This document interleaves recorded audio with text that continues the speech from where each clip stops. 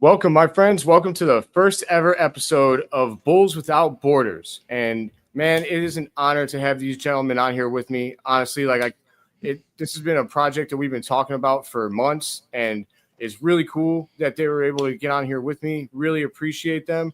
Of course, we were supposed to also have Melissa, formerly of Bulls on Tap, and Jamal of Bull Central, but they were unable to make it tonight. They do give their condolences, but the gentlemen that are here are pretty awesome themselves. So without further ado, I have to my bottom, I have Haize of Chicago Bull Central, man. Appreciate you being on. You want to tell the people where they can find you? I mean, if you guys don't know where to find me by now, no, I'm just playing. It's at CEO Haize at Bull Central Pod. But Phil, what do you say? Your condolences? We're not dead here, bro. Let's liven it up a little bit. Pick it up, bro. Right. All right. Yeah. Okay. My bad. No condolences. Maybe just like a salute or something. Yeah, we're not. Apologies. That feels like that too. I'll work on it. But to my right, I got Troy of Whole Lot of Bull, man. And he also has something else that he does. Troy, you want to share what you do for the people? Thanks for having us on, Phil. So obviously, apart from doing my Chicago pod, Whole Lot of Bull, I also have my Australian basketball YouTube channel podcast, Whole Lot of NBLs, where I'm doing my best to try and cover the entire league. He's the best in the game at it. And to my diagonal, I have my friend Neill of C-Red UK. Neill, it is a pleasure to have you. And anybody who's seen any of the hype videos that have come out for this project, that's been all him. He's been killing it. So appreciate you, Neill. Yeah, thanks a million. I'm delighted to be a part of this. Really looking forward to this going forward. So yeah, like you say, I'm C-Red UK for anyone that doesn't know me, but we're all going to be Bulls Without Borders now, right? There we go, man. Absolutely. And going forward, for anybody who doesn't know, we're going to be doing monthly shows. That way, it feels nice and special when we all come together. I guess unless we have to, if the Bulls go ahead and trade the house for Giannis or something, we might want to get together. But I don't think that's going to be happening anytime soon. So we could probably store that one in the cupboard. But all right, man. So let's just, let's kick it off nice and good, man.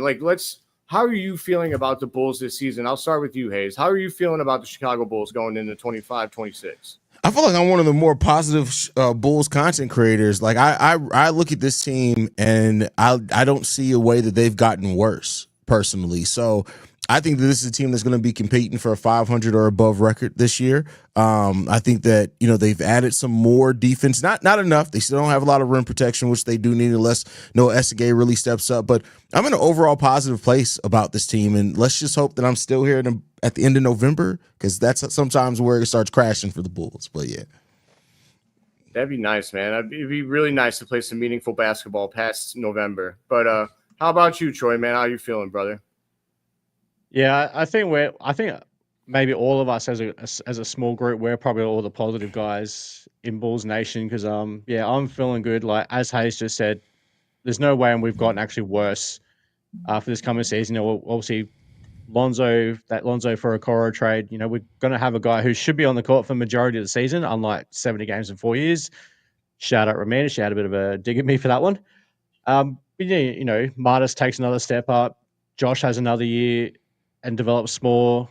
Kobe White, he has a full year in the same role, and he can step up. And yeah, I don't see any way in which we're worse.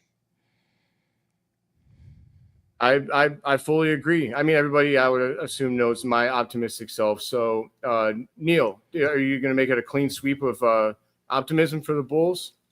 No, this Bulls team's screwed. No, I'm joking.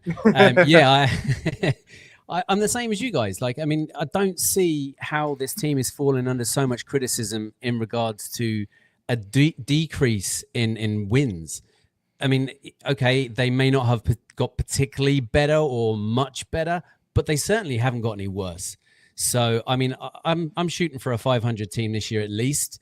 Not way over that at all, but around the 500 mark, I think is a pretty reasonable expectation. Okay, I like that. We'll get by the end of it. I want to do record predictions, but I guess what do you think? What are you looking for? I guess we'll start off with start off with Josh Giddey. So obviously, Josh Giddey just signed a 4-year, $100 million extension.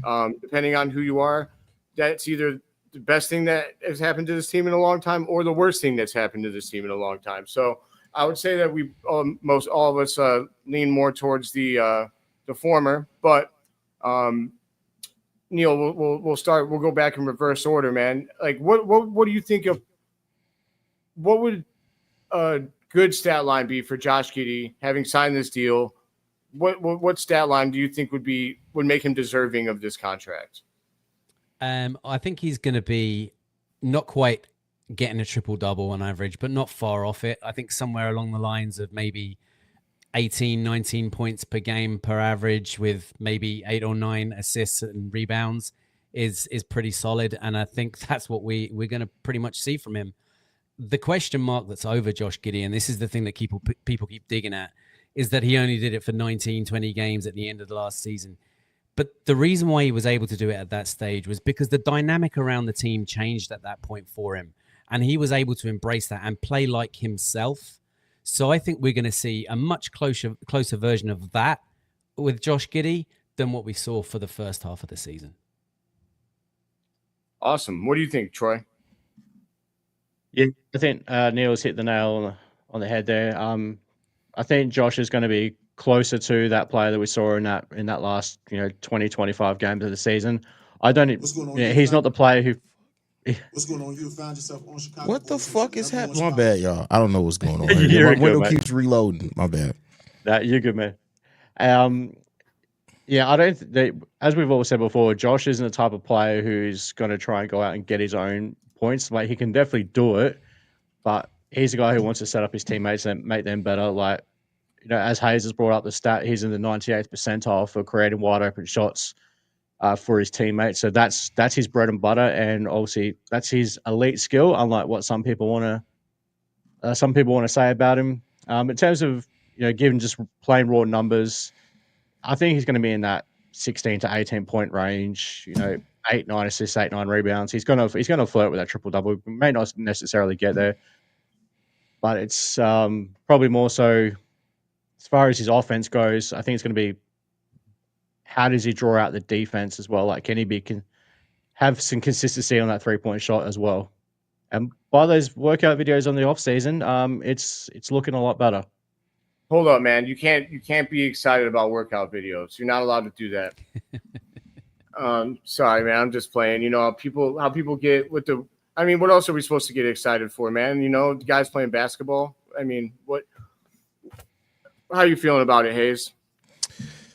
You know how I feel. The fact that people try to make this like it's the worst deal ever, to me, are just, I don't know what they're caught up in. This is a great deal for a starting level point guard. I think when you look at Josh Giddey, even when people say the slow start, he got off to a slow start scoring, absolutely. But when you look at how the roster was set up at that point, that wasn't his role, was to do a lot of scoring. If you go in and look more, you guys know I'm a heavy analytics dude. Zach LaVine was on pace to have one of his most efficient and most assisted seasons ever, and that was because of Josh Giddey. At the start of the season, Josh Giddey, most of his assists went to Nikola Vucevic, number 1, and Zach LaVine, number 2. So when you look at the start of the season they had statistically, while it did not lead to a bunch of wins for the Bulls, that's part of Josh Giddey's on-ball creation that he brings to this team. So yeah, he started off slow scoring-wise, but that wasn't his role. Guess what? If Modest takes the next step, like a lot of people are hoping for scoring-wise, he's going to probably take a step back scoring too, and that's perfectly fine. Josh Giddey's amazing at creating shots, and that's one of what he does bread and butter-wise. So I think a realistic stat line for Josh Giddey, and this is taking everything into consideration, if Modest takes a step and even Kevin Huerter keeps up the 15 points per game pace that he was on, I think a good stat line for Josh Giddey, 18, 8, and 8. I think that's a perfect stat line for him, 18, 8, and 8. And I think that's more than reasonable. He can go above that, actually. I love that, Haize. It's like you pulled that right from my mind. So I've been saying that my prediction for his averages is 18, 9, and 8. So we were right there. I mean, honestly, you guys all hit that range.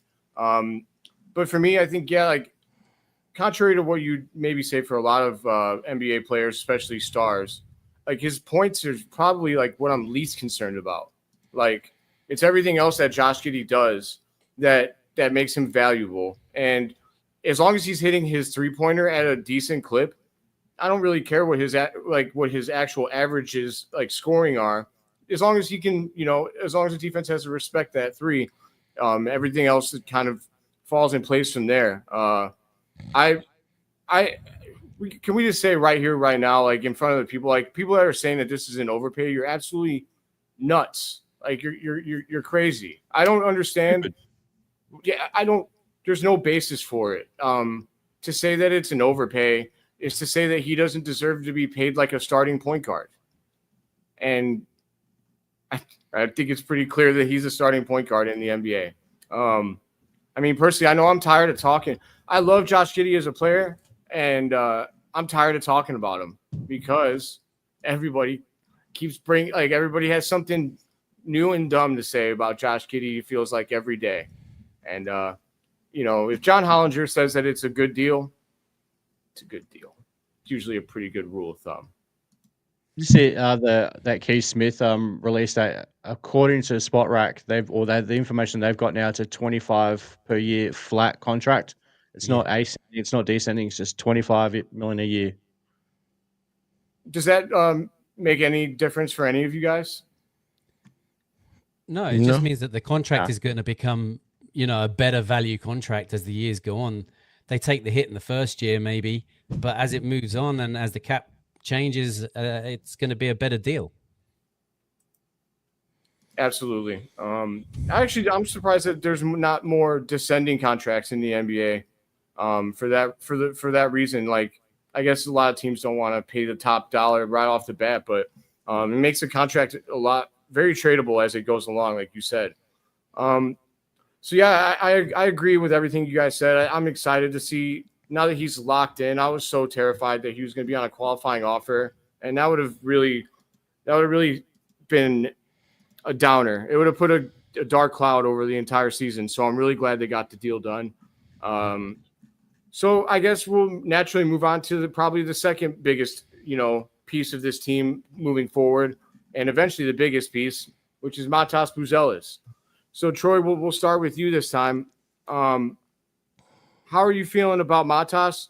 Do you feel like he needs to be like the secondary scorer this season, or do you feel like, you just want to see his game develop and you're not so caught up in whether or not he's the first or second option or anything like that? I'm definitely not caught up in whether he's the first or second option at this point. Maybe we look at him as a third option. Like I would prefer. I just want to see him add things to his game this year, like creating his own shot. Because last year he was very dependent on getting shots created for him. Most of those coming from Josh Giddey.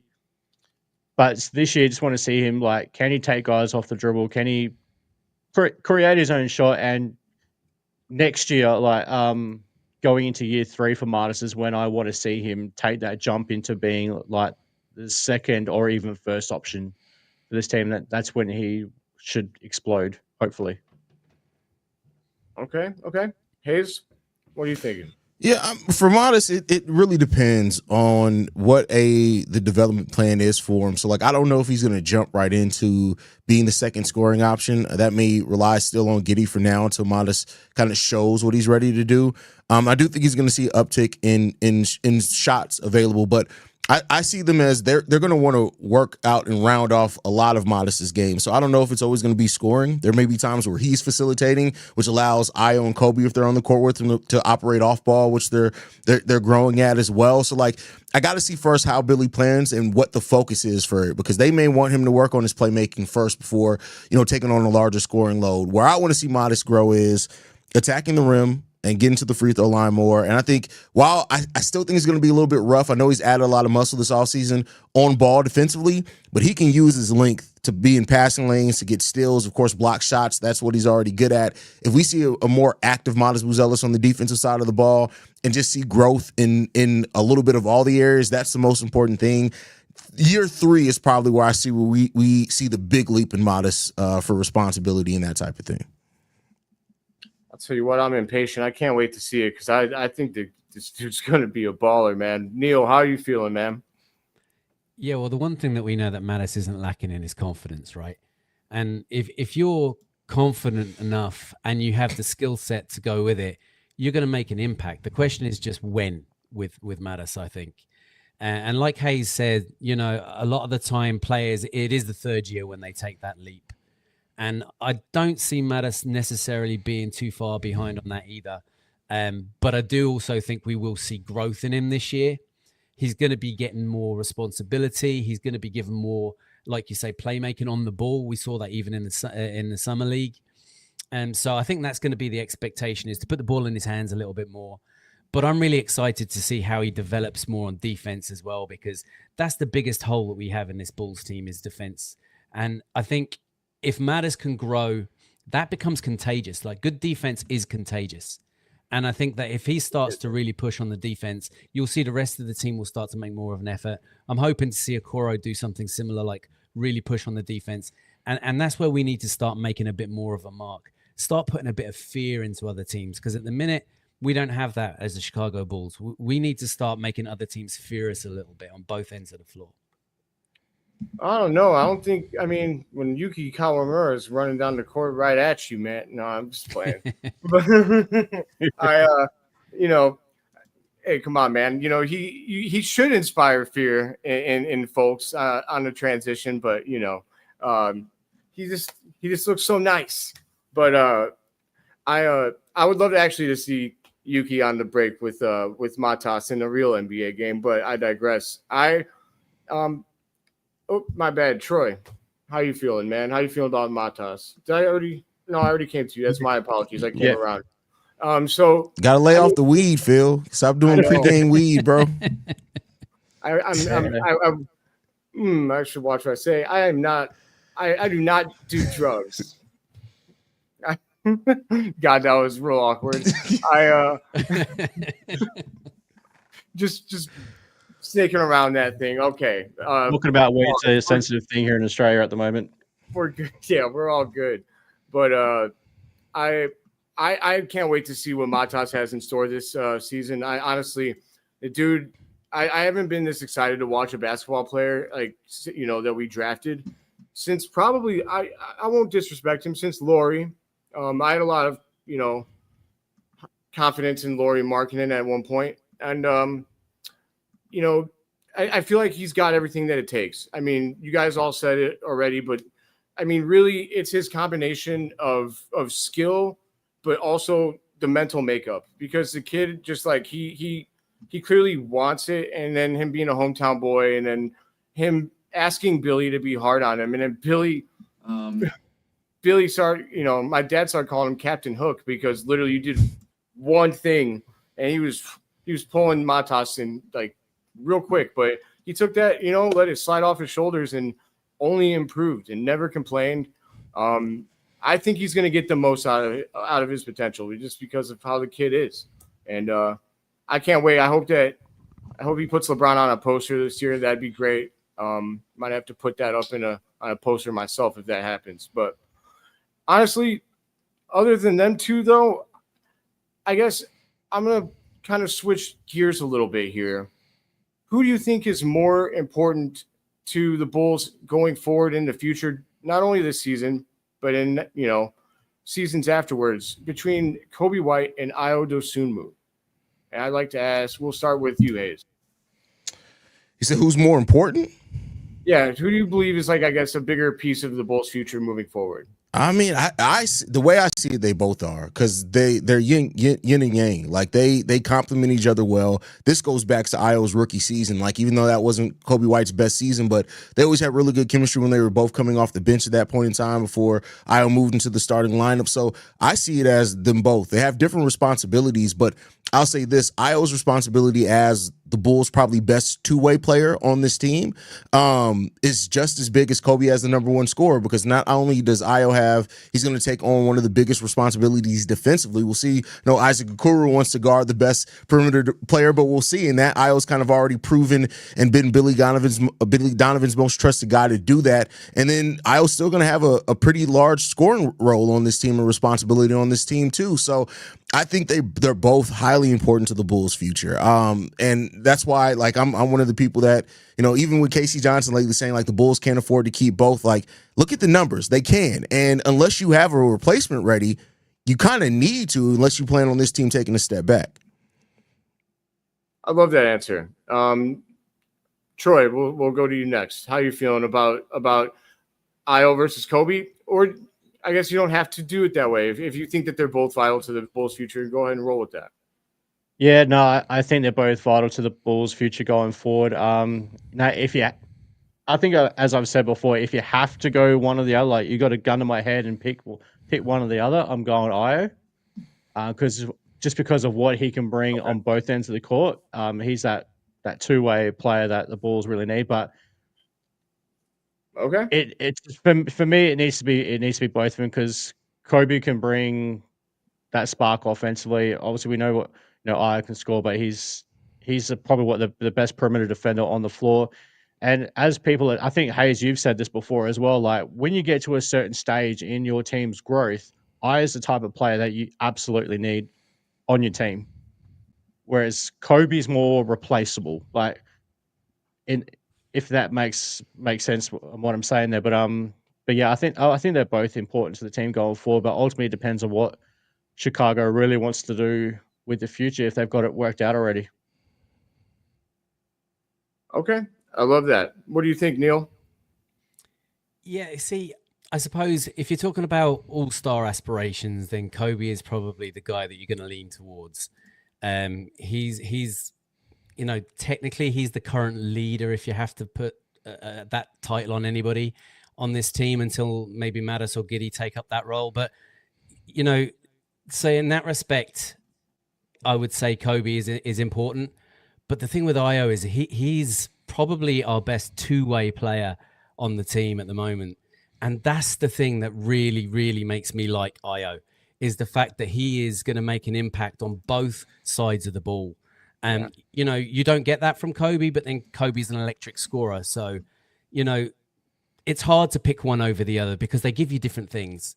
And both things that they give you bring a different aspect to this Bulls team to make it potentially going to be more successful moving forward. So, yeah, I agree with everybody else that they're both equally important, but they do bring you different things. But if you had to make me choose, I won't ask you to do the gun to your head thing again, Phil. That didn't work out so well for Ja Morant, but I would say that it's probably throw the grenade instead. That's hilarious. Nice one, Neill. I appreciate that. I guess I'll give it a little bit more of a spice here. I won't cop out. I'm not saying you guys did. I'm saying to give a little bit of diversification here for our listeners. I really feel like we have to I agree with you, Haize, that we could sign them both, but I really feel like if I had to pick one to be a bigger part of the Bulls fabric moving forward, I really think it's Ayo.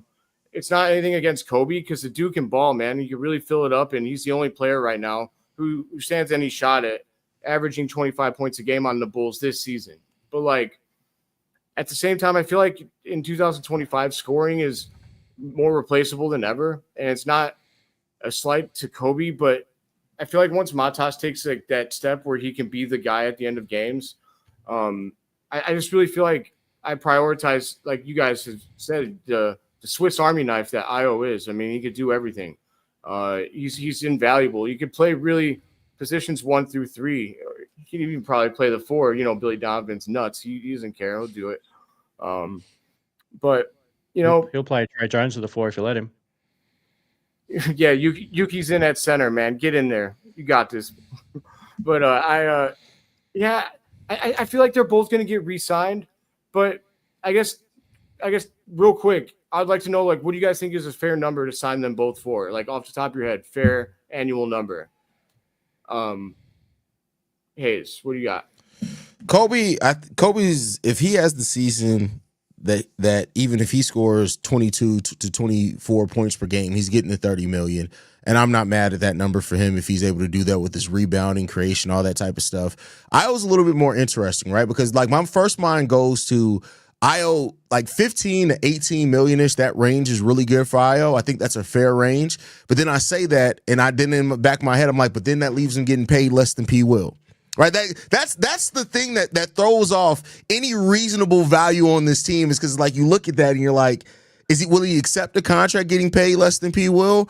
Probably. But it's that part of it makes me think it can get a little bit higher than that. And if it does, if Io is looking for getting into the 20 million mark, and if he has another season where he doesn't finish healthy, which he hasn't done the last 2 years, then it could get a little rough. But I'd say between 15 and 18 million is a sweet spot for Io for me. Okay. Okay, so and then where'd you have for Kobe? My apologies. But 30 to 32-ish million is I think where around Kobe's going to be. 30, 32? Okay. Yeah. Okay. What do you think, Neill? What do you got? Yeah, I mean, I was going to say the exact same thing in regards to P. Will. How can you pay somebody like Io DeSumo less than P. Will? You can't. You've got to at least match that contract, I think. Now, I know they all say that they're friends and everything, but money divides people, right? So, excuse me. So, yeah, I would say you've got to be hitting at least 18 million for Io just to make that balance against what he's surrounded by. Kobe, it really depends on the kind of season he puts down. Like if Kobe has a slow start to the season, another slow start where he has to then build himself up to start playing at the level that we've seen him play at, then I think that could damage his value maybe potentially going forward. But then if he closes out this season really, really strong, that pushes him back up again towards that kind of, late 20s, early 30s kind of value. So really, for me, it really depends on what kind of a season Kobe puts down. And there's a lot of expectations on him to get potentially into the All-Star, not as a fan vote, but as a coach's decision. And if that happens, then that essentially skyrockets it then, into the 30 million plus mark. Okay. How are you feeling about it, Troy? You feeling about the same?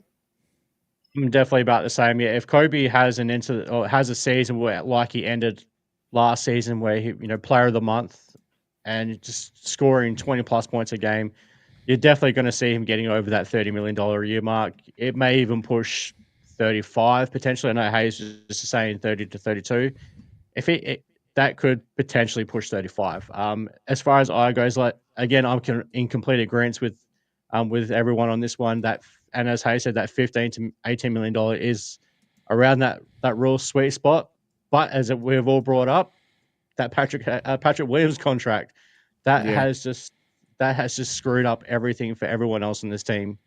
Because like if Patrick Williams is going to get $18 million a year, then Io's definitely worth more than that.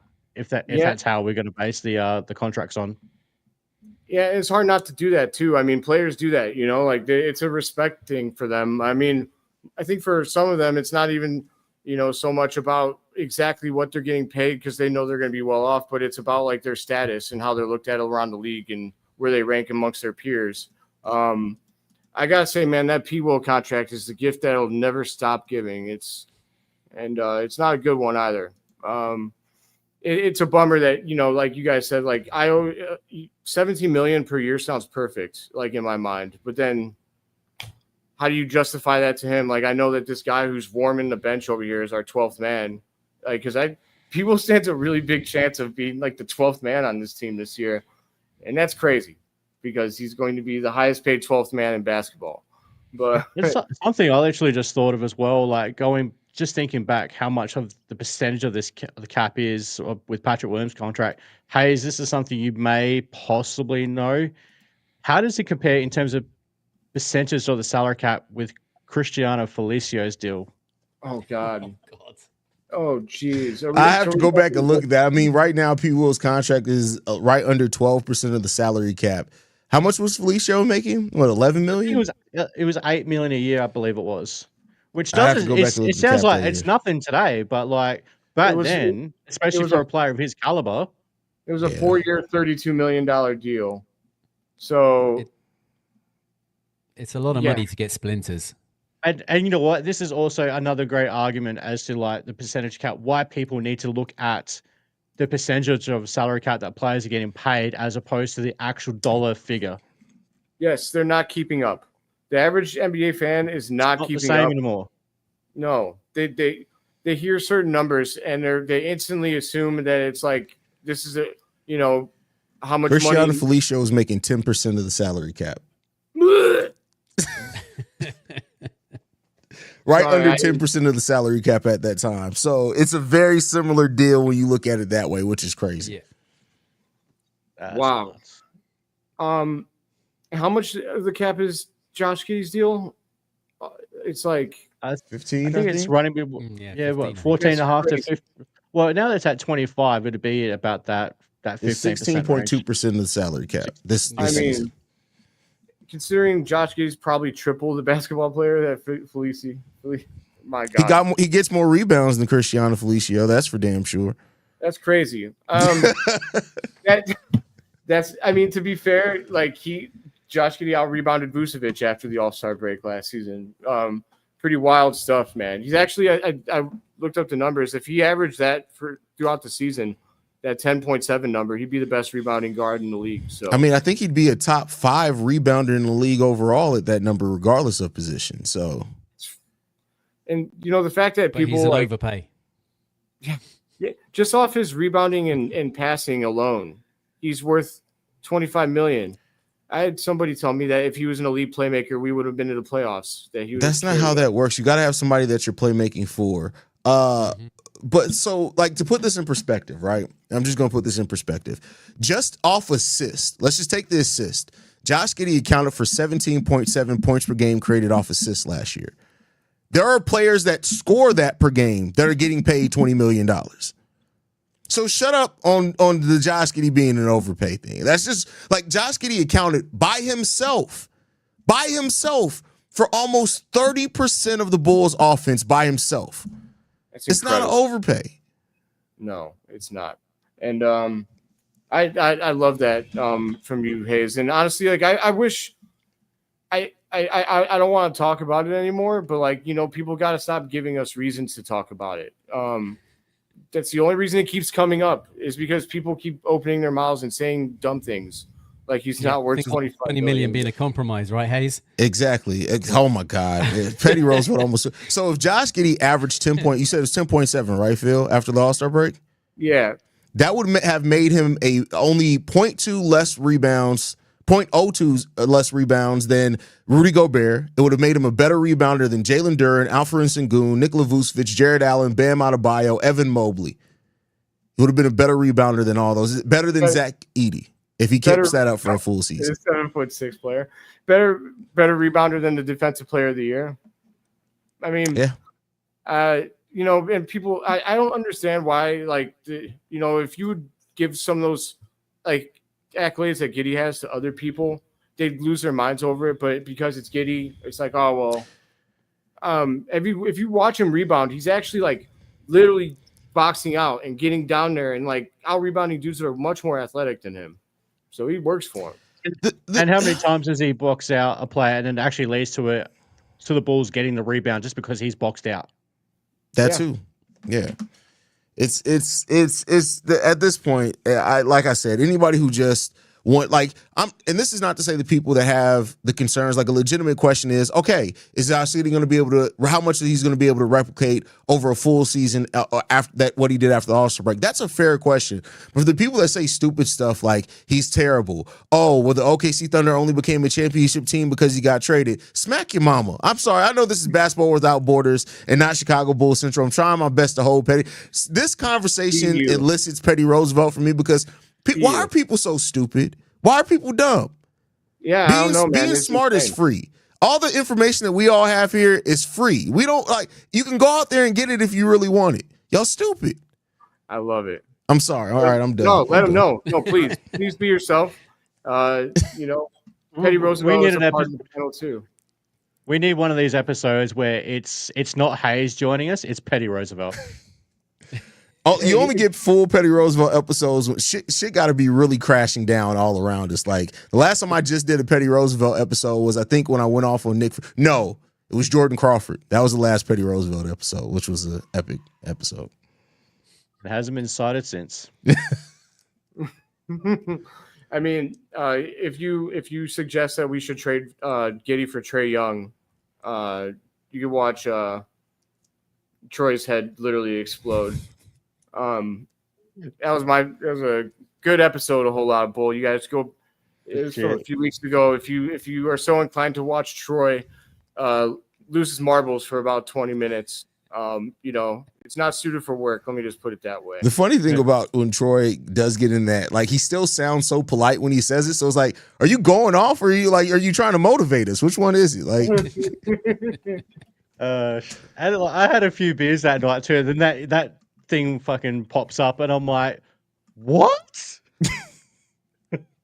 Yeah. It clearly was not your cup of tea. I don't think you'll be trading for Trae Young in any 2K games anytime soon, if I had to guess. But real quick before we move on, I want to say what's up, Melissa. What's hey, up? We miss you, and we can't wait to have you on next month. But all right, so moving forward. So honestly, the bench is really the bench and starting small forward are extremely interesting, and has only become more convoluted recently with the out of nowhere Dalen Terry hype, which I was not expecting whatsoever. Really cool because for him to become, a really viable and valuable piece of the rotation would not only be great for the Bulls, but people might not want to hear this, but it'd be great for Arturas Karnisovas. It would show that maybe he's not completely brainless when it comes to seeing long-term potential in a raw prospect. So with that said, I wanted to ask you guys, who do you think is going to win that starting small forward position? And we know all of these players are probably going to get some sort of playing time, but like who are your odd men out? I think that's an easier question to ask than who's going to play. Like who do you think are the 11th and 12th men on this team if you had to guess? So Javon Carter. He's 15th. He's just as long as everybody understands he's not playing, thank God. No, he's at the end of the bench. Anytime I ever did like any fantasy GM stuff on my show, Javon Carter was last in the list of names that I listed out. Why couldn't you just decline that player option, my friend? But yeah, who are your? I mean, I know why he didn't. I mean, he wasn't gonna. He's not getting that money anywhere else. No, so. No, and it's money for nothing, right? Nothing. He's chilling. So who do you guys got as a starting small forward, and then who are your, player or two that are unfortunately going to just be left out of the rotation? We'll start with you, Neill. Okay, so unfortunately, I think Yuki is going to be one of the ones that slid down to the far end of the bench if he sees any tick with the main team at all, which I know you don't like to hear, Phil, because you're big into Yuki mania. He's fun. He's fun. Yeah. Maybe we're just fun, but we got to blow out some people so you can get some garbage time. Yeah, but I don't know. I guess I can see Jalen Smith getting left till the back end quite a lot again. I mean, it was the trend that was going on last season. I wouldn't be one bit surprised if it continues. Whether Ulbrich will see any tick is another one. I know you'd rather see him on the floor, Troy, but I'm not sure that he's going to see too much, certainly this season anyway.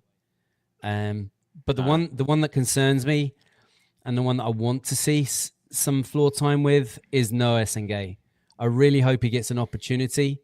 Not that I want him to get like major time, but I just want to make sure that he gets some time on the floor so that he can develop. Like he needs to work on his body for one, because he's very slight, but that will come with time. But experience only comes from being on the floor. So I want to see him get some floor time. For sure. Real quick before I move on to someone else, do you think that Windy City Bulls, does that do anything for you as far as floor time, or you really want him to get that time in the NBA? I want to see him get some tick in the NBA. I don't disregard the Windy City. I think that you can pick up an awful lot playing down there as well. I mean, you are playing against other talented semi-NBA players at least, if not full NBA players down there. So yeah, I mean that's all part and parcel of the development of it. But the NBA just plays at a different level, and everybody knows that, and that's why players that play in the G League, they struggle to break through because it is a different level.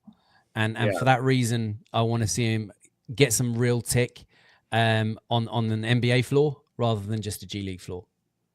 Fair enough. Troy, what you got, man? I think Julian Phillips is probably going to get left down the end of the bench, obviously with the ball-headed, you know who? Whore. Just because we're on Phil saying, I'm not sure how much we can really say. So Be you. Be you. And plus that's Hayes' phrase. So I'm not going to completely steal it, but yeah, I think JP.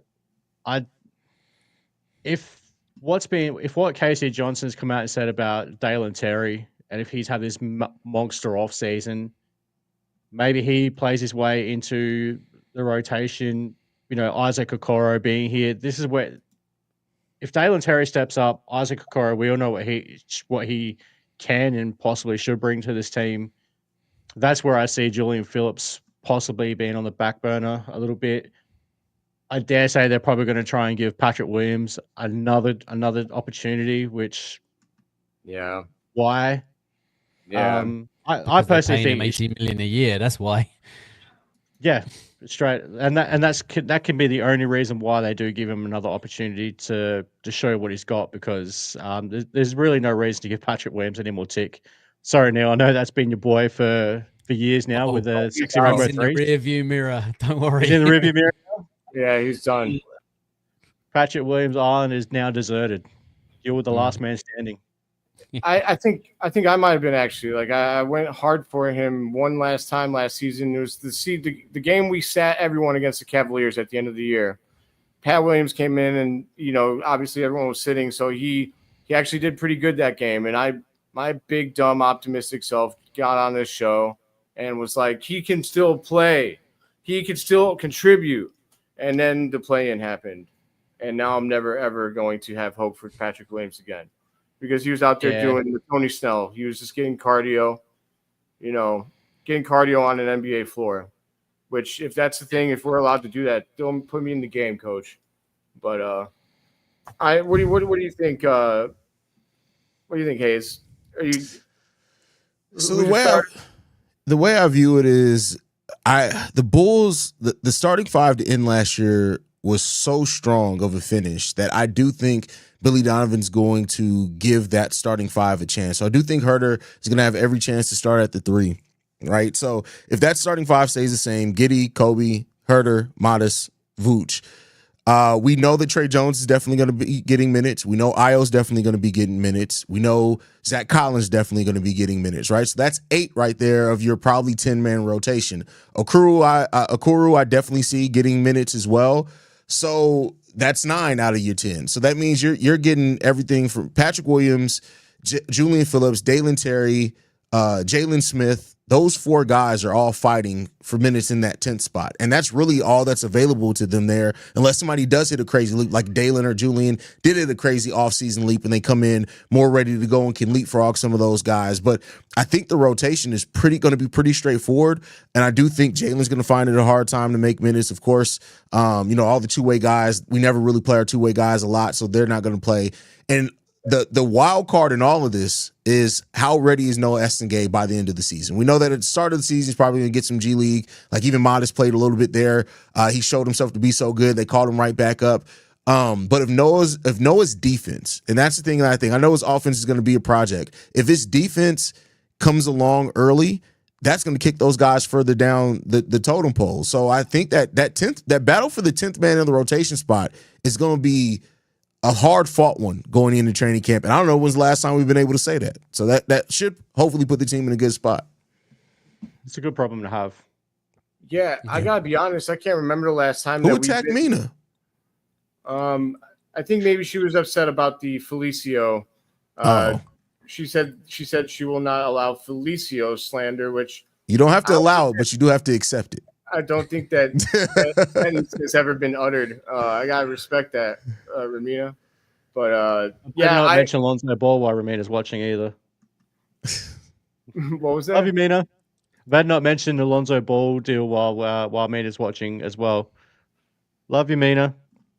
Yeah, I mean, yeah, don't talk. I mean, there's another deal too that we probably shouldn't bring up. But so overall, I agree with you, Haize. Like, I can't remember the last time the end of the bench was like actually this interesting. Before it'd be like, whatever, Ronnie Brewer, whatever, Richard Hamilton, Keith Bogans. You're talking about the shooting guard for the last version of this Bulls team that was actually fun and had hope. So yeah, it's really interesting to me because I feel like honestly I have Dalen Terry being the odd man out. I not because I thought he took a step last year, but we added people at his position that like you guys said, like how ready is Noah Essengay, and then you still got Julian Phillips, Isaac Okoro, and Patrick Williams that are all right there playing that same position. I mean, in Huerter as well. So if I had to pick the starter, I feel like it's going to be Io at the 3, not because he is a small forward, but just because he's our best two-way player. And I feel like – but I really – it's going to be hard for them to not play Kevin Huerter in the starting lineup based on what Hayes said, because a lot of people don't know this, but he led our team in plus-minus for the end of the season. Like after the All-Star break, he averaged a plus 8.2 plus-minus a game, which is pretty good, man. Every game – he played, he was a plus 8 on the court. And only Josh Giddey was like close to him with a plus 7.1 or whatever it was. So it's going to be hard for them to not go off last season's results. But I think if I had to guess, I'm going to go with Io just because I think he's the best player. And I think Billy's going to put the best 5 players on the court if I had to guess. But Isaac Okoro stands a really good chance. I'm excited to see him play defense. I think he could, like, all of a sudden we have some decent perimeter defense like prospects, like Dalen Terry and Julian Phillips are both pretty decent defenders. You got Io, you got Isaac Okoro. If Matas taking a step would be really helpful. A lot of people, I don't know if they realize that he was top 15 in blocks per 36 minutes last season. So, yeah, we just don't have that rim protector, man. And, Vucevic has literal lead in his shoes. So there's no rim protection to be had there. But I guess, how do you guys feel about, I come to Vucevic. How do you guys feel about him coming back? Do you feel disappointed that the Bulls didn't make a trade to get him up out of here? And do you feel like this team can benefit from his presence? We'll go with you first, Haize. Yeah, they definitely benefit from Vooch. Like, there's no doubt about it. As much as Vooch gets slander for his defense, which is warranted because he is not a great defender, Vooch was still key to, like, Vooch was the Bulls' half-court offense for a large majority of last season, and you need that. So, yeah, Vooch still definitely helps this team. Does he hurt it in some aspects too? Yeah, I mean, that's kind of by design, though. They didn't bring him here to play defense, so hopefully Modest does take him and our perimeter defense does get better. But Vooch definitely helps his team, and he helps quite considerably. We're a better team when Nikola Vucevic is on the court, and that's just what it is at this point. Well said. What do you think, Neill? Yeah, I mean, at the end of last season, when I did my reviews of the players and grades, Vucevic came out as the MVP of the season, of the Bulls season for me. I mean, he's solid. You know what you're going to get. He's a double-double machine, and Vooch is a great NBA center. He's not a great defensive NBA center, but he shoots from distance. He works well in the post. He works well in the mid-range. He can facilitate. There's a lot of positives to be said about Vooch. However, I think with this team, we need more defensively, and we're not going to get that from Vooch, unfortunately. But the biggest thing is, you're talking about the disappointment. I actually think Vooch is possibly the biggest disappointed person out of everything, because I think Vooch was really ready to go. It's not that he's not happy with the Bulls, and it's not that he's not going to produce for the Bulls, but I think in his own head, he's ready to move on, and that hasn't happened for him yet. So I think it's an inevitability at some point that the Bulls are going to move on from Vooch, and Vooch is going to move on from the Bulls. It's just a matter of when and how. You say that. I don't know how much you see me. I really do think there's a possibility he gets an extension if he's not traded by the trade deadline. I really think that. I heard you saying that on the last pod you did actually, and yeah, it's definitely a possibility. It can definitely happen, and it may be what we're presented with. But at the same time, if there's not a good enough deal out there for the Bulls to get something from him, then that is probably the way it will play out. But if a deal can get done, and if they find some way of getting it done, then I think they will. I think they'll move on for both the Bulls' sake and for Nikola Vucic's. Before I go ahead, Troy, what do you think about Vooch and his impact on the Bulls? I mean, and are you disappointed that he's still here? In terms of the makeup of the team, yes, I think it's time to move on from Vucevic. But as Haize has said, like, he's a perfectly fine center. He's just not the rim, like, shot block and rim protector that we need. Like, Vooch, as he is, we knew what we were getting when we traded for him. Like, he was never going to be a rim protector at all. I mean, he's going to get you 18, 20 points a game, 10 to 12 rebounds. You know what you're getting with Vooch. It just seems like, and he definitely brings a lot to this team. Just, I think what the Bulls in this iteration of the team now needs from its center spot is more of a defensive-minded shot blocking center. But hey, I can't be that mad at Vooch for what he does, because we know that's who he is. But yeah, I would like to, I know Haize has brought up, it's probably going to be, if we can't trade him at the deadline, don't be surprised about that extension coming. And then maybe they do the same thing like they did with Lonzo, trade him right as the offseason starts. I'm not mad at him coming back. I'm not thrilled about it, but I'm not mad at it. Okay. So not going to be buying any Vooch jerseys, though. No. Okay. I got to admit, so I was pretty disappointed at first, but I've come around. I mean, being quite honest, like, you don't find, like, people like Vooch who average, or, if his shooting splits are 50, 40, 80, and he's got the post game he's got, there's very, very, very few centers in NBA history that have those shooting splits and have an elite post game. So it's a real shame that the man can't protect the rim. I'll tell you that. Like, it's really a shame, because he probably gets overhated, but it's because his defense is so bad. I mean, it's really bad. I think Felicio might be able to drop a 20 spot on him. Maybe that was a little too far. But, he doesn't, he's definitely not scaring anybody from, taking the ball down the lane and trying to challenge him at the rim. So, it's a shame that we were so close to Maluach, but I do like Essengay. So, yeah, I see you. What's that? Was that close to Maluach? I thought it was for sure, like, live, because they traded for what's his face, Mark Williams, and so I'm like, oh, they just traded for a center. No way they're selecting one, and then I thought Phoenix was going to pass him. I knew who was it after them? Houston. Us. No, who was after? There was one team between us and Phoenix. Was there? I think it may have been Houston. Maybe it was. But I knew that whoever was before us wasn't going to take Maluach, and I'm like, as long as he gets past his pick, he is there for us to take. And I was getting excited, and then when Adam Silver said, "Come on," I'm like, damn. I couldn't believe it. I crashed out live on the stream. But look, Phoenix, take it back. Trade us Maluach. You guys don't need both of those guys. Come on. God. I honestly think I wouldn't be surprised if Essengay is the better player. I really wouldn't. It wouldn't surprise me if it ends up being that way. And I hope that's the case. I really hope I do.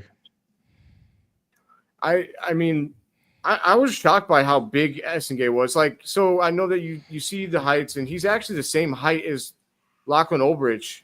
And yeah, you know, I met them both at Bulls Fest, and it was shocking to me. Like, I knew that Essengate was tall, but for some reason he gives off a different vibe, even more so than Ulbrich, because he's just so like he's just got that, I don't know, that really athletic looking body. Like he has a chance to be really dangerous, man. I'm really excited to see what Essengate could do, because if him and Matas if they both max out their potential, that's a really dangerous twosome in the front court. Real quick, do you see Billy trying to utilize Noah as a small ball center at all? I've heard I've heard rumblings of that. I just want to know what you guys would think of small ball center Noah Essengate. You're probably a year or two off from now. Eventually, yes. I do think eventually, yes. Noah's going to fluctuate between like the 3, 4, and 5, 4 and 5, maybe more in 3 or 4 years. He got to put on some weight, but I think that's eventually. But right now, I don't think that he's ready for that. He's stronger than what people think, but I think when you are facing off against the Jared Allen, Evan Mobley's, those type of players, you're going to see very quickly that he's going to have to add some strength here. That's going to have to be his focus before he can play center long term. Fair enough. All right, so you know, we're getting to the hour mark. I don't want to keep people too long here, so we're gonna go back around. I'm gonna ask everyone for record predictions. I want to know what you think. I want to be different than normal, boring, just one record. Let's do ceiling and floor. Like, where do you think the ceiling is for this team, and where do you think the floor is at? And then we'll quickly rifle through these questions. I also do want to say before we get to closing here, look, everybody that's watching, first of all, if you're on YouTube, please, it would be awesome if you guys dropped a like on the video. But also, please subscribe to Bulls Without Borders, that channel right at the bottom. The only reason we're not live from it today is because you had to request access to be live. Hey, so that was on me. But going forward, we'll be meeting on there so that all of our platforms can be properly shared, amongst one giant dominant organization. But all right, boys, floor, ceiling. Troy, we'll start with you. What do you think for the Bulls this season? So if everything goes right, I mean, it's not something I've done a deep dive on yet. I'll be perfectly honest on that, going through the schedule. But let's just for the fun of the conversation, if everything goes right for the Bulls this year, 45 to 47 wins. If everything goes right. If everything goes to absolute shit, then 30. Oh, that would be rough. That would suck. I would be sad. That's with everything going to absolute shit. Fair enough. Neill, what do you got? Oh, I think you're muted, bro. I'm going to be a little bit more reserved at both ends of the scale. Sorry, I muted that because I was pulling out a draw here. So I'm going to say the low. I'm going to go with 38 and 44 at the lowest end, because I really don't think that they're going to crash out like a lot of people are saying that they're going to. And the ceiling, I'm going to keep it quite reserved as well. I'm going to go 44 and 38 the other way. Okay. But my actual prediction, I think, is going to be 42 and 40. Okay. Best case scenario for the Bulls, the high end that I'll go is, I'd say 43 wins. I think that's if they get out to an early enough start and take advantage of just everything ahead of them. They have a very difficult start to the season, and it gets a little bit easier. So I think that's the high end I'll go, barring catastrophic injuries. Like I'm talking about, barring Kobe and Giddey play like 30 games each. I'll say the lowest that I see the Bulls going is maybe 36 wins.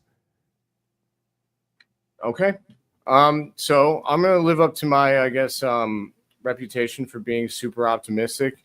I think that the peak that this team could reach, I really think that they can be 48 and 34, and that's being very generous. I think it's being very generous. I'm not going to say 50 wins because that's a really good team. But I think if everything goes right, I feel like then you're saying Josh Giddey is a star. Like he's officially like he stamps it. He's a star. Like he's averaging close to a triple-double. Matas takes a leap. Your lineup's gelling. You got a bunch of youth, and you're running teams off the court. I think, Sam Smith brought something up in an article the other day that I thought was interesting. He said that the Bulls were the pace that they play with was actually making teams quit last season, especially towards the end of the year. And it's pretty awesome, man, that we're like capable of running people out of the gym that much. And with how deep we are, we really should be. There's no reason not to get a fresh pair of legs out on the court if a guy like Julian Phillips, is left out of the rotation on a normal basis. I think, though, the floor, I think there's a lot of variance with this team. So I think that the floor could be, very much 30, 34, and 48. Is my math correct there? I could see that as well. We're a 5-game, that's well under 500. So my actual prediction, I think I said before that I was going with 45 and 37. I like that. It's still pretty optimistic, but I think the Bulls are ready to take a turnaround this year. I really feel like we are, and I think it's going to be more than just a few more games than last year. I think they're going to show what they got. I think Slayer asked in the chat how old this team is without Nikola Vucevic. Our average age without him is 23.9 years old. That's crazy. That's wild. Young, Crazy. Yeah. very young. Like, That would put us like if I'm off the top of my head, like the third or fourth youngest team in the league if we didn't have Vooch on the team. If I'm Youngest team in the just NBA. like with like the Utahs and the Charlottes and Brooklyns.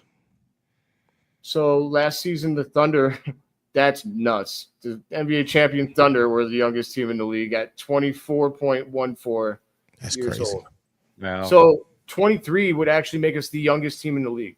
That's crazy. And so that's why when people are, when people try to say that this is the same old Bulls, it's not actually. Like, we haven't done this since the baby Bulls, since, Kirk Heinrich and Ben Gordon and Nocioni and them boys. It's been a long time since the Bulls actually made a youth movement, like, pushed this much. And the most exciting part to me is, like, the guys that have the most potential, they're all the youngest people, like Matas is 20, man.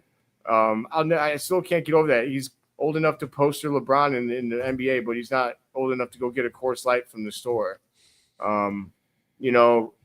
Just to keep, Giddey's 22. I think Okoro's 24. Kobe's 25. Huerter's 26. I know Dalen Terry's 23. Noah Essig is 18. I mean, it's nuts, man. There's hope. I think that's, if there's one thing people take from this podcast, I would love for them to take away that there is reason to have hope for the Chicago Bulls. So, all right, we're going to go through these questions here to end the show.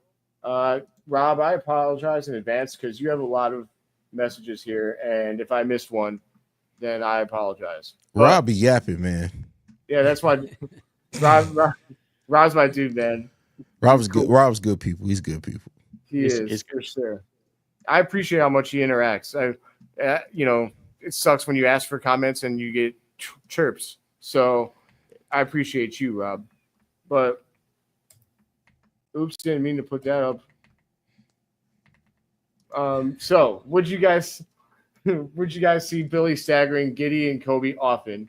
Like Giddey gets subbed out, then Io goes into play with Kobe, something like that. We can fire through these as quick as possible. I say we could definitely see that. What do you guys think? Yeah, I can see that.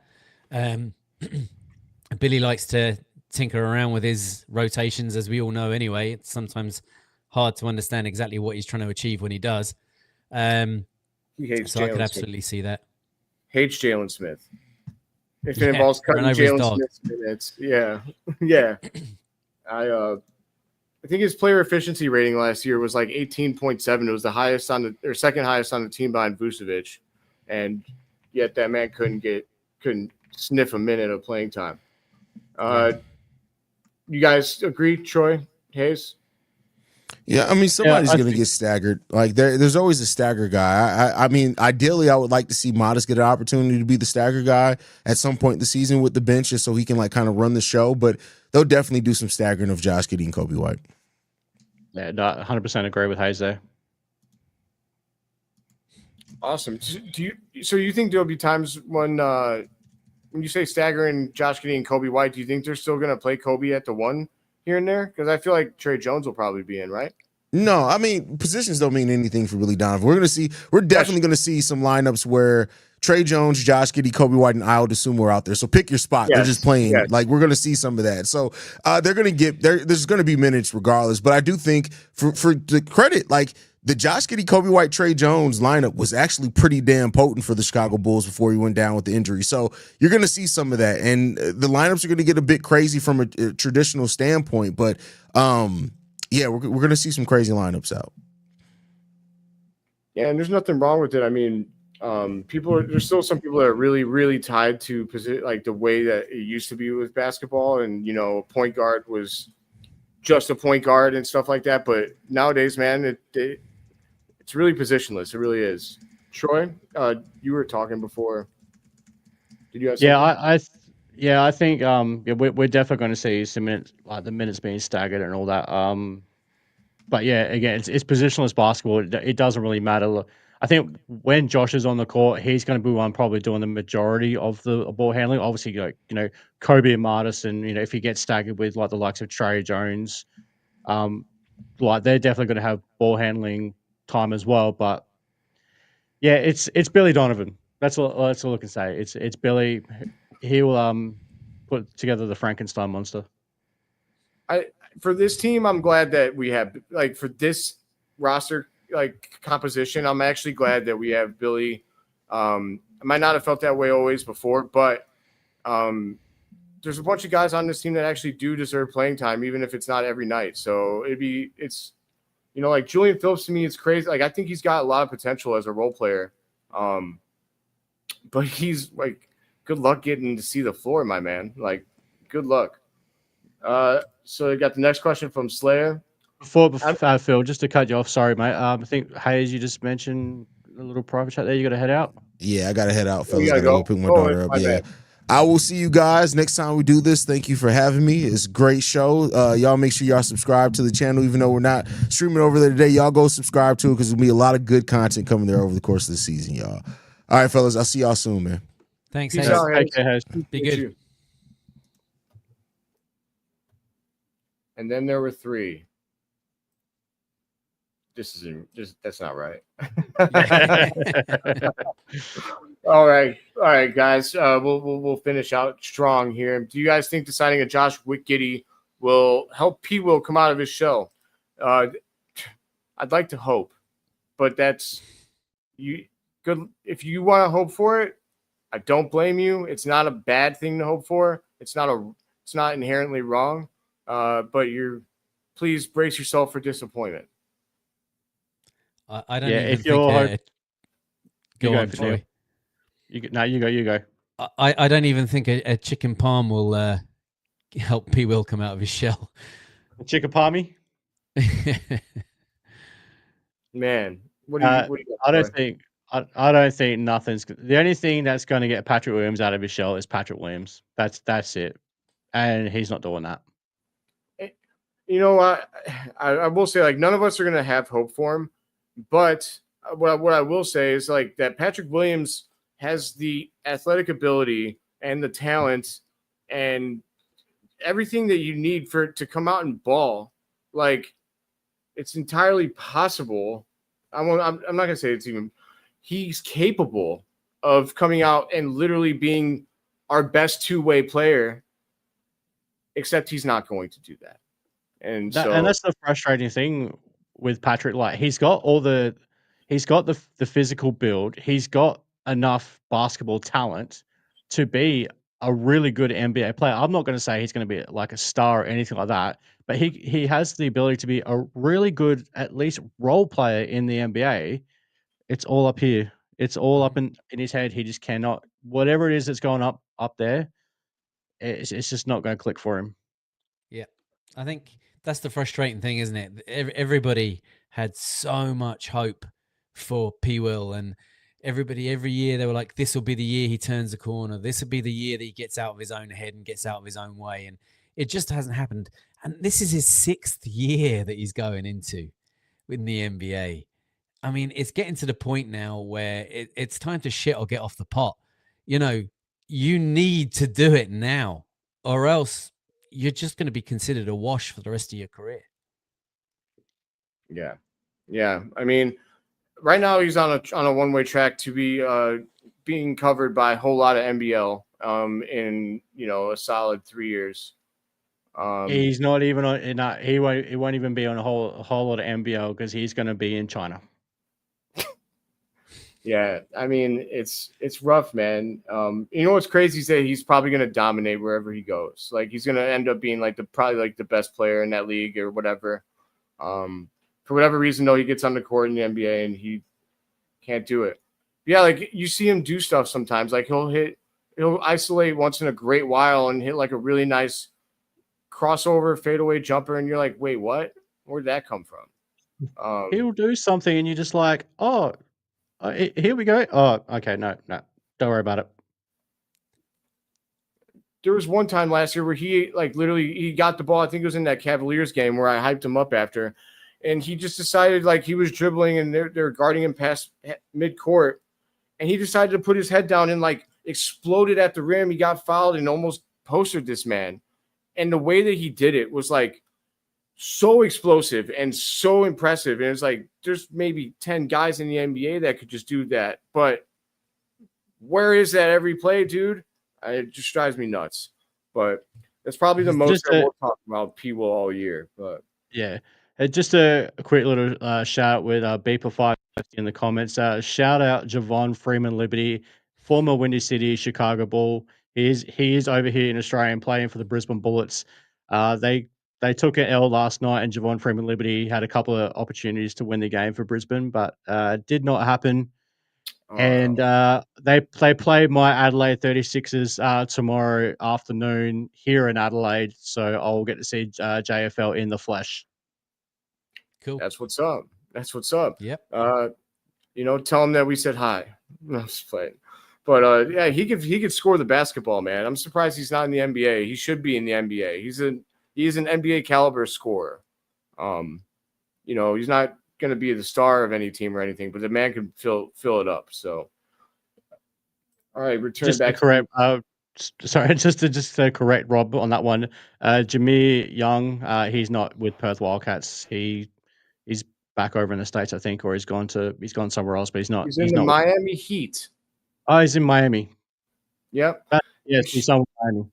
Which really bothers me. He's probably going to end up being a really good player. If the Miami Heat picked him up, then he probably is good, because my experience with them is whoever they sign ends up being good. So, always happens. But we got Yuki. We got Yuki out of it. All right. So Yuki Mania.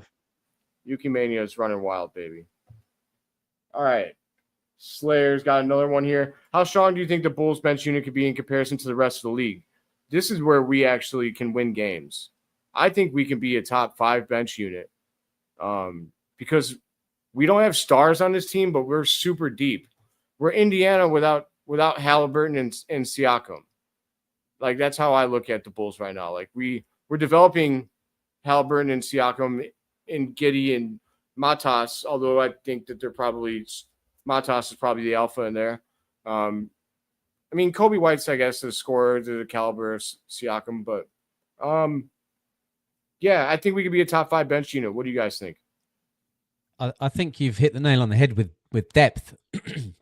My only issue is going to be having that much depth on the bench, and then having a coach who we know likes to play, 8, 9 in his rotation max. I think with the way they're looking to play at pace, high speed, run and gun, quick transition, Billy's going to have to extend slightly just to give fresh legs. I think he's going to have to be looking at 10, maybe even stretching to small minutes for an 11th player on a rotation, just to allow that pace to continue, because I mean, you don't want guys to get burned out. It's an 82 game season. They're all really, really well conditioned, but in order to play at that level for that length of time, you're gonna have to spread it around a bit. For sure. As long as Zion's not part of the conversation, I guess that's a valid statement. But damn, have you seen Zion? He has lost all the puppy fat, man. He is looking really, really slight. He's yeah, he really is. Trim. My problem with Zion is that has he already done too much damage to his body, and that despite the fact that he's lost all that weight, is it too little, too late now? Maybe, but the way he can contort his body for a big dude, now he's going to be doing it at a quarter of the size that he was. I think Zion is going to be really impressive this year. Man, I personally, sorry, Phil. No, go ahead, Troy. No, I just need Zion to prove he can be healthy for like 2 years, and like not to say he can't miss games at all, but these massive chunks of the season where he's basically missed most of, if not the entire season, I need to see him healthy for 2 full years before I believe in Zion Williamson again. That's fair. That's super fair. My argument only would be, I would love to sign him in free agency. The problem is that those guys usually never hit free agency, and if you're gonna have to acquire him via trade, it's tough. It's like you almost have to take a chance on him now while he's still probably cheap, because if he does ball out, then you're gonna empty the cabinet for him. So I don't think I would take the chance on him now, but man, it would be exciting.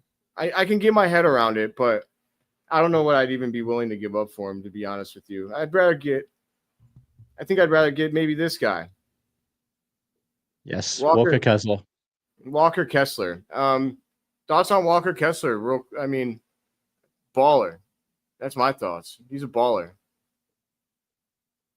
I think Kessler will probably fit well into what the Bulls are trying to do in terms of setting up their roster with young players with experience, as AK has been wanting to do. Plus, he fits that type of center that the Bulls need at the position instead of the likes of Rich. Because Kessler can still get his own buckets down there. He's not going to spread the floor like Vucevic does. But in saying that, he brings the rim protection, shot blocking that Vucevic doesn't. So which one do you find more important to what your team is trying to do? The 3-point shooting or the rim protection? And I'm going to go with the rim protection. Plus, rim protection is something that you either have or you don't have. You can't really teach that, but you can work on your 3-point shot. Very true. Very true. And honestly, we've got guys that can shoot. I think we're not hurting for, 3-point shooters, but we're very, very, very much hurting for interior defenders. I would love to get Walker Kessler, or if it's like on the board at all or able to happen, I would love to get, if not Jalen Duren, I would like to get Isaiah Stewart from the Pistons. I like both of those players. Now Stewart's under contract for 3 more seasons, so you probably have to trade for him. But they've got a bit of a jam in that rotation, and he's averaging a block and a half a game with limited minutes, which is pretty good. We just need something. It hurts when it's Vooch, Zach Collins, and Jalen Smith. You're like, there's not a soul. Like, Josh Giddey's probably more likely to block a shot than any of them are. So I'm desperate for some rim protection on the Bulls. Walker Kessler would feed families. He'd be great. The best shot blocker we have on the team right now is Mattis, and we've only seen him for 1 season. Yes. And also, like, when the best shot blocker on your team is also probably the lightest guy in your front court, that's probably not a good thing. And when it's also your rookie as well, that's never a good thing either. Like, when your rookie is your leading shot blocker and he spent majority of the season coming off the bench, especially at the start of the year with very limited minutes, that's not good. We should have kept Andre Drummond. I'll maintain that. I loved him he could have been a stopgap starter, man. I know he wasn't great offensively, but he did the little things. Right. I love Dre, but unfortunately, Billy didn't. No, You know, he hated it. there would be stretches where he wouldn't even play him for 2 or 3 games. And Yeah. you know, okay, you got chaos with Drummond, but you also got rebounding and a little bit of rim protection, and he was a defensive force. And yeah, I like Drummond, and I was sad to see him go. Dre was a lot of fun, even in their bad, chaotic ways. Mm-hmm. Yeah. But see, you sit him at the right time and you bring him back in again.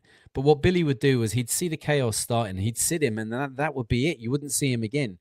With a player like Drummond, you've got to try and stagger his minutes in a way that just as the chaos is starting to come into his game, you sit him, you let him take a breather, and you bring him back in again and let him build it back up again. But I don't think Billy really understood what to do with Dre.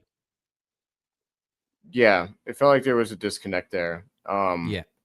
Billy's really good about getting along with the young guys. For whatever reason, he has a problem with like older established vets. Like that's where he seems to not always connect. But the team as it stands right now, they seem to love Billy. Speaking about P-Will coming out of his shell, that was the one time I've seen P-Will come out of his shell in the locker room, was when they celebrated Billy being named to the Hall of Fame last year. He led the backstage like crew and cheering for Billy. I was shocked to see P-Will in that situation.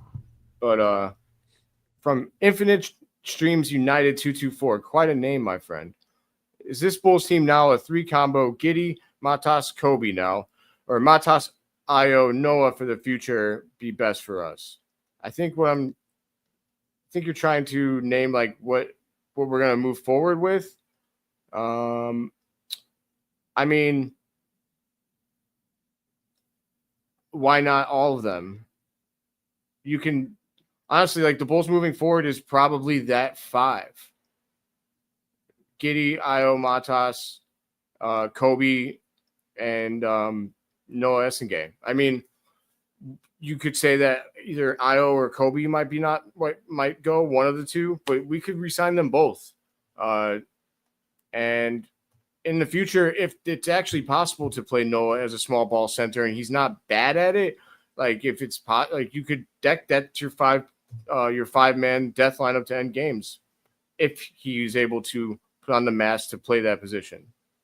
And who's to say he doesn't get a bit taller too? I mean, he's only 18. You know. Wow. Yeah, he could still end up being 7 foot. Yeah. That's actually crazy. I've never considered that, like the fact you could draft someone that young, to the fact that they're not done growing. Right. I mean, men tend to keep growing up to the age of 21, 22 years old. So yeah, exactly. I was about to say the same thing. Yeah, he could quite easily add another inch and a half, 2 inches onto his vertical. Man, that'd be awesome, because the dude's already like,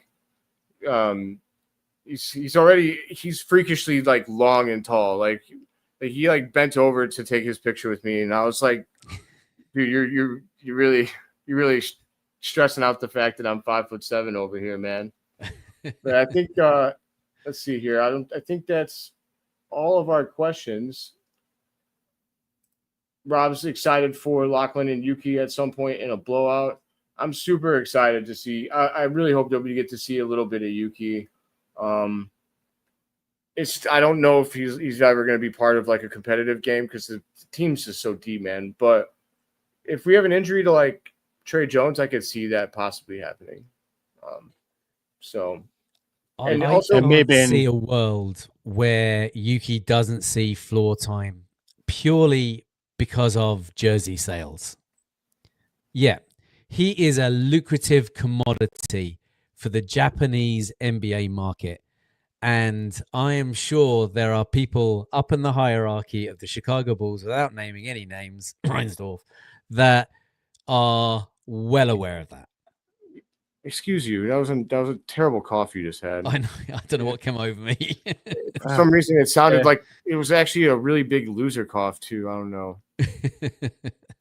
Yeah, it's springtime over here now in Australia as well, so it's allergy season. So, Charlie Reinsdorf, excuse me. Oh, these allergies, man. Man, terrible. It's terrible. I hope that you guys both improve in your health. Because it sounds like you've got. I'm not even gonna dance around it, man. Jerry Reinsdorf, man, he's something else. I guess I'm dancing around it. I'm not gonna. I have very strong feelings, and they're just not gonna help anybody if I share them right now, except maybe me. But as I said the last time that we all got together as well, like go to the well, at least the NBA Australia store, and who was the first jersey you see available to purchase? Yuki Karamura. Then, like my guy here, Lockie Ulbrich, my fellow Adelaide guy, you have to get that custom made. Yeah, we can get Yuki Karamura. You can just buy it straight from the ball. So Reinsdorf knows exactly what the hell he's doing. Of course.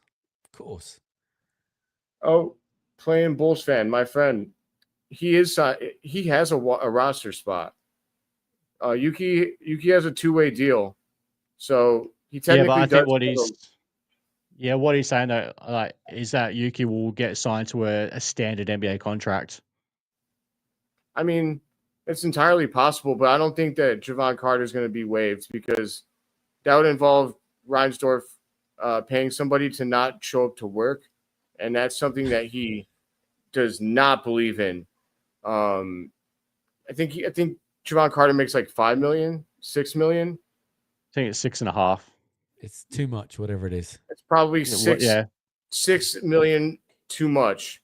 He'd literally have to make $500,000 for Reinsdorf to be like, okay, or be Dwayne Wade, which that's Dwayne Wade.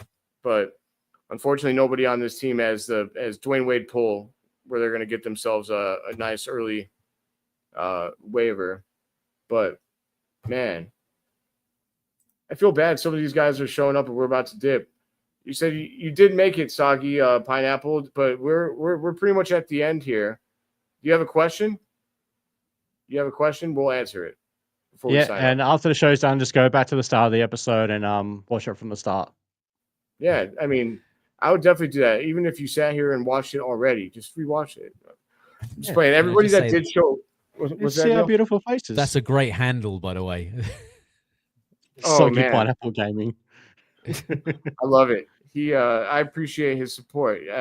He's on Twitter. That's literally his name is Soggy Pineapple. Let's see. What does Rob got here? I like Loughlin's endurance and mobility over Vooch, but need to get him a better shot from 3 down the road. Yeah, I think he could be a solid backup. I mean, I know Slayer, actually, you like this, Troy, in one of my recent episodes. I had been doing like a question of the day thing, and I asked who would you like to see the Bulls trade for at center if they were to trade for someone. And his answer was, I'd like to see them develop Lachlan Ulbrich. I was like, there you go. He's like, that might be my Aussie bias creeping in. I'm like, you got to rep for your country, man. And hey, not just my Aussie bias, but my hometown bias as well. Lockie's from, everyone knows I'm from Adelaide. I'm up in the northern area of Adelaide, and Lockie's from down the south. Down south. I love that. Okay. I mean, his passing ability is really nice. I like his passing ability for sure, and he's definitely got an athlete's body. Yeah, when I got to watch Lockie play with the now obviously for the my fellow Australian guys that are in the chat here, I don't know if they know if any from Adelaide or not. But when Lockie was playing for the West Adelaide Bearcats in the NBL 1 Central, you can see, he's a smart player. He's not going to be one who forces his game, but when he knows he can take it, he'll do it. Love it. I mean, he should. At the very least, it's cool to see a center that I'm interested in. At least, like hopefully finding a role, even if it's just as the backup.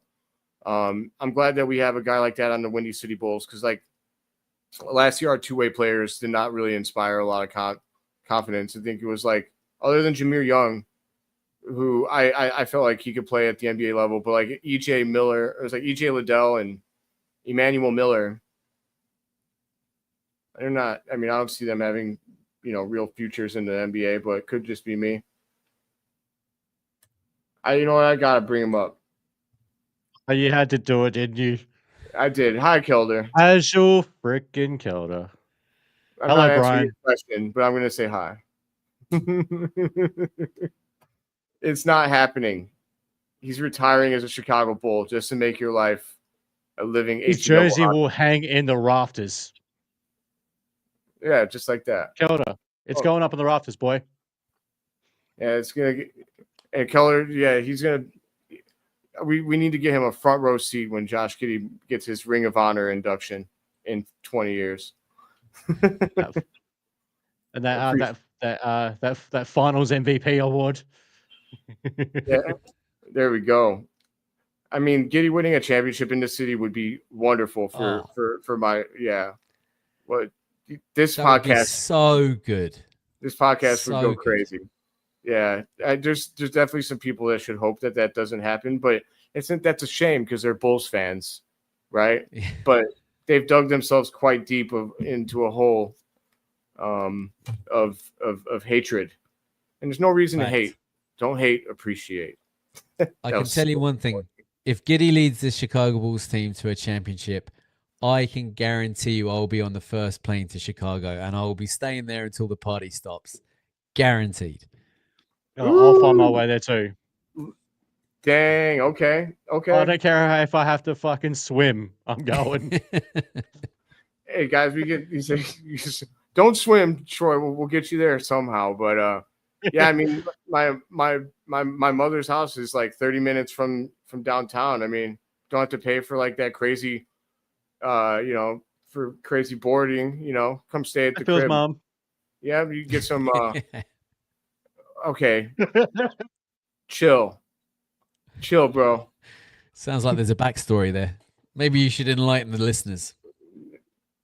I'm good. I think everyone can read between the lines, and if you can't, then dang, Rob thinks Noah's going to grow to 7'1". It could happen. That'd be wild. Could happen. He's a small forward. He's going to be like Scottie Pippen, but taller. Scottie was a point guard and then grew, into a small forward. We're getting a small forward who grows into a center. That'd be wild, man. That'd be incredible. Because then he could really play the center as long as he's bulky enough. But like honestly, he'll have the opportunity to bulk up. And like honestly though, wait, what were you gonna say, Troy? Oh, I was just gonna say, go scroll down to Asoggy Pineapples Gaming's last comment. Like, don't do that, dude. Like, that thing will be worth money if Josh Giddey wins the ring. So true. This is something that a person with a screen name that says the soggy pineapple. This is a perfect like comment for that screen name. I love it. Yeah, you might want to get him back.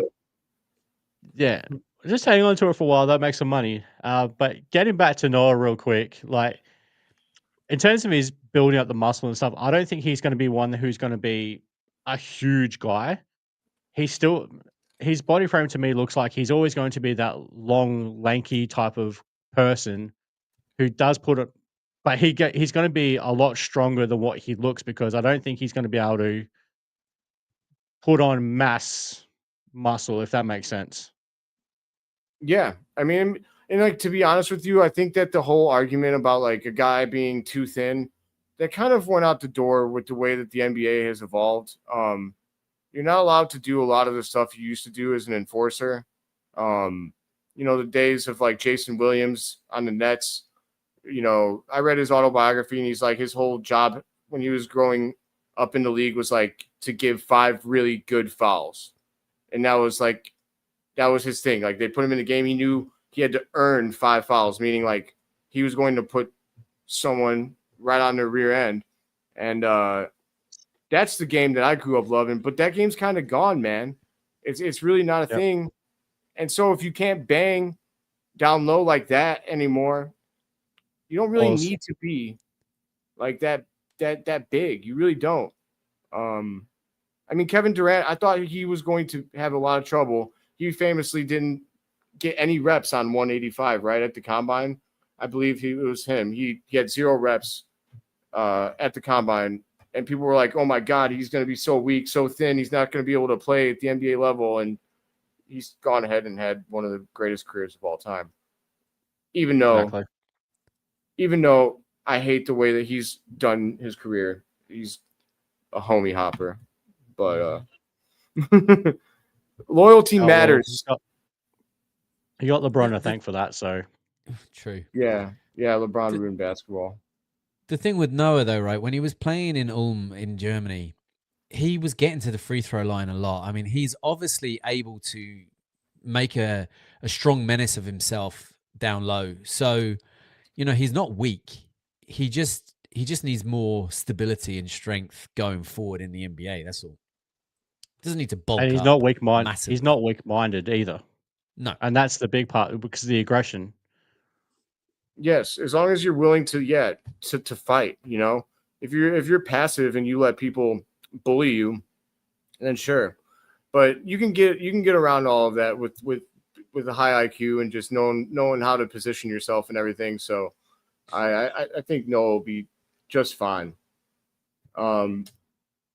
Everybody, I appreciate everybody that's joined. Honestly, a lot of people have joined in the last 10, 20 minutes, and sorry that you guys missed most of the show. Maybe this is, I don't know. I don't want to keep Neill up too late on most nights, but maybe we'll consider this for our start time next time. We'll see. Maybe. It's 1 a.m. there, isn't it? It is just gone 20 to 1 in the morning. Yeah. Yeah, man. So well, it's 12:43 a.m. So yeah, it's 9:13 a.m. here where I am. Right. I appreciate you guys for both coming. For anyone that just showed up, Haize was here earlier. He had to bow out and take care of some family stuff. And then Jamal from Bull Central and Melissa are a part of our team as well, but they were unable to make it due to circumstances out of their control. And so they wish that they could be here, but they'll be here in the future for sure. Honestly, I think that's all I got. I think, do you guys have anything that you want to sign off with? Troy, you got anything? No, well, not as far as the Bulls are concerned, no. I think I'm just looking forward to the season getting underway, and we've got Media Day next week. Is Noah the same size as Chet? I think he's an inch shorter. I think Chet's 7'1". Yeah, he's 7'1", so he's 3 inches shorter than Chet. But I mean, Chet's a good. What's that? At the moment, I'm still holding out for him growing a bit. Yeah, I mean, that'd be crazy. Have hometown boy like Isle for us, you gotta support and root for him. That's a fact. But we're, like I said, for everybody who wasn't here earlier, we're going to be doing these podcasts monthly. Bulls Without Borders. Let me bring up the channel again. If you're here on YouTube, please leave us a like on the video. That's highly appreciated. And this channel right here is where our episodes are going to be coming from. It was my mistake why it's not tonight. I forgot that you had to request access on YouTube to go live. So going forward, we'll be coming from Bulls Without Borders with everybody as all of our channels as a collaborator. And I just want to say thank you to everybody that signed on to do this, because real quick, I had just I had this dream of getting the most positive and respected and cool Bulls content creators from all over the world. As long as they could speak English and talk to me on here. I had a dream to put that together, and honestly, I didn't. I'm shocked at who said yes. I'm humbled, and I think it's amazing, and I think we're going to be whatever this was. It's only going to get better, and we're only going to get more efficient. And if I'm really excited to see where this all goes. So appreciate you boys, and if anybody, you guys should be following both of these guys, Troy at Whole Lotta Bull or at Whole Lotta NBL. Those are both of his channels, and then you got at CRedUK. Is that it on Twitter? Yep. At CRedUK, or my own account is at Neill CRedUK, and Neill is 2 L's. There you go. And on the comments of this video, I'm also going to post both of their Discord links. I would encourage you to join both of them. They each got a server, and they're both awesome. So I think that wraps us up. Everybody, my name is Philip Charles VanDerHeyden IV. I know I'm such a jerk for saying it every time, but you would too if you had that full name. And as always, I'm seeing red more than ever, baby. Thank you guys. Until next time.